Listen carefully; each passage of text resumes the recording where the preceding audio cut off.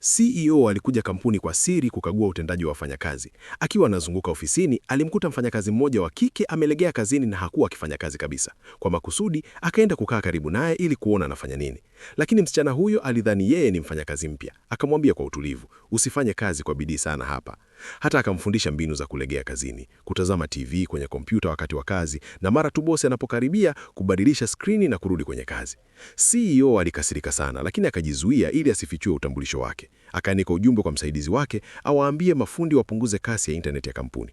Baada ya muda mfupi, intaneti ya kampuni ikawa polepole sana. Wafanyakazi wote walianza kulalamika, lakini msichana huyo hakulalamika hata kidogo. Badala yake akamwambia, hata kama hatuwezi kutazama video, bado tunaweza kutumia simu. Kisha akaficha simu yake ndani ya faili, akisema kamera za usalama haziwezi kuona hivyo.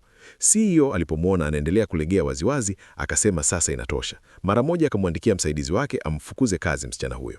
Sekunde chache baadaye, msichana akapokea ujumbe kutoka idara ya fedha kwamba anatakiwa kukamilisha taratibu za kuacha kazi. Msichana akadhani maisha yake ya kazi yameisha.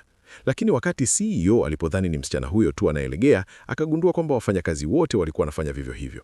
Hakuna aliyekuwa anafanya kazi kwa umakini, kila mtu anafanya mambo yake binafsi mezani. CEO alikasirika sana. Akaingia haraka ofisi ya meneja na kuamuru wafanyakazi wote wafukuzwe kazi. Wafanyakazi wote wakakusanya vitu vyao na kuondoka, isipokuwa msichana huyo aliyebaki mezani kwake.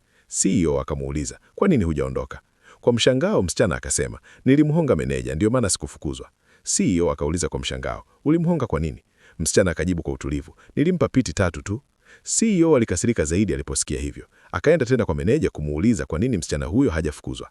Meneja akamweleza kwamba msichana huyo ni mtu muhimu sana kwenye mradi mkubwa wa kampuni. Hivyo hata kama wanataka kumfukuza, ni lazima wasubiri mpaka mradi huo ukamilike.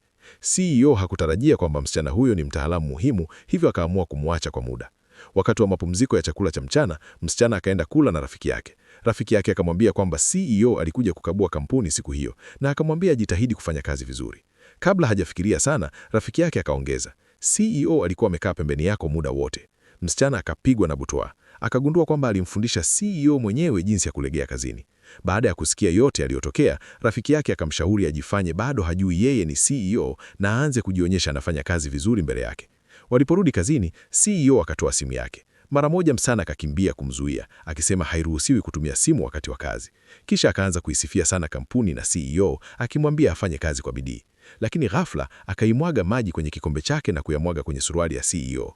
Wakati huo huo, meneja alikuwa analeta wafanyakazi wengine kuja kumwona CEO. CEO haraka akafunika suruali yake kwa koti.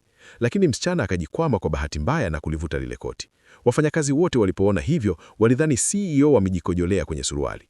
Msichana mara moja akagundua kwamba sasa amejiingiza kwenye shida kubwa sana. Kama umeipenda, like video hii, share, like na kucomment. Asante.